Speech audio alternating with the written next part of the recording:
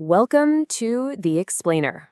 So, what if prayer wasn't really about asking for things, but was actually about unlocking a door to your destiny? It's a pretty radical idea, and it's the one we're digging into today, all thanks to a fantastic deep dive from the Atomic Review's YouTube channel on the book The Power of Prayer by Reverend Gaddiel Pesseh. Right off the bat, this book throws out the common idea of prayer as some kind of passive ritual, or just a heavenly wish list. Instead, it presents prayer as this active, incredibly powerful force, a tool that can literally reshape the circumstances of your life. And this is the core concept that changes everything. The book says prayer isn't something we start. Nope, it's our response to a divine invitation, a call from heaven for us to allow heavenly intervention right here in our earthly affairs. Let's break down exactly what that means. Okay, so here's our game plan for this explainer. We're going to follow the book's logic, step by step. We'll start with what prayer even is, then look at how it works as a kind of divine defense system. After that, we'll get into its dimensions of power, how it connects to your destiny, and finally, what the book calls the ultimate goal, living under open heavens. So, let's start at the very beginning, the absolute foundation. According to this way of thinking, what is prayer? Well, I can tell you it's a lot more than just asking for stuff.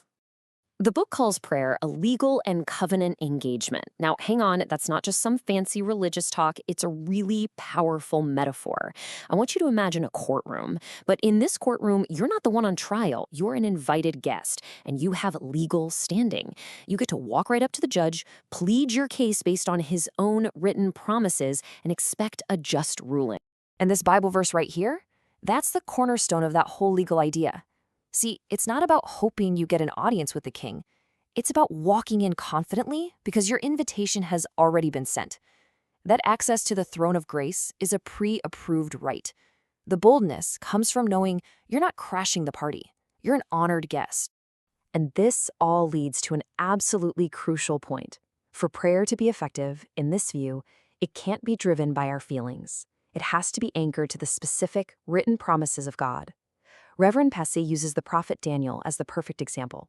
Daniel didn't just pray because he felt sad about his people being in captivity. No, he was reading the scriptures and he discovered a specific divine promise that their 70-year exile was supposed to end.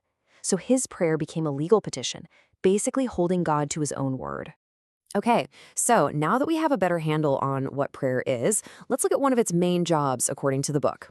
Acting as this powerful divine defense system against all the problems life throws at us. This framework sees prayer as a problem-solving tool with 4 key functions. First, it can literally pull you out of a toxic situation and put you where you're meant to be. It can also intercept bad things aimed at you and flip them around for your own good. And finally, it acts like a shield, giving you this supernatural protection so you can survive things that might take out everyone else. And this is a brilliant way to see 2 sides of that same defensive coin. On one hand, you have survival. The book points to baby Moses, who survived a government order to kill all Hebrew baby boys. But on the other hand, you have repulsion, where prayer basically makes you unbearable to your enemy. Think about it. When Haman plotted a genocide, Queen Esther's call to prayer didn't just stop the plan, it completely reversed it, turning the whole evil thing back on Haman himself. But hey, prayer isn't just about playing defense. The book argues that it also operates in these 2 really powerful proactive dimensions that give us divine authority and spiritual freedom. So the first dimension is access. This goes right back to that throne of grace we talked about. It's your legal right to walk into the corridors of divine power. But the goal isn't just to be a visitor. The second dimension, freedom, is about living there. It's about operating all the time under what the book calls an open heaven, a state where there are no spiritual restrictions and divine favor just flows constantly. And this brings us to what the book presents as the real climax of a prayer-filled life, its incredible ability to connect you with your divine purpose, your destiny, and to actually speed it up. Now, this is one of the most interesting ideas in the whole book. It says that when you pray about your purpose, God actually sends out destiny helpers. And these people are not always who you'd expect. They could be strangers, coworkers, even people who don't believe what you believe. But they are divinely put in your path to give you the exact help, resource, or connection you need to get to the next level. Of course, all of this leads to the big question, right? Is there any tangible proof that any of this actually works?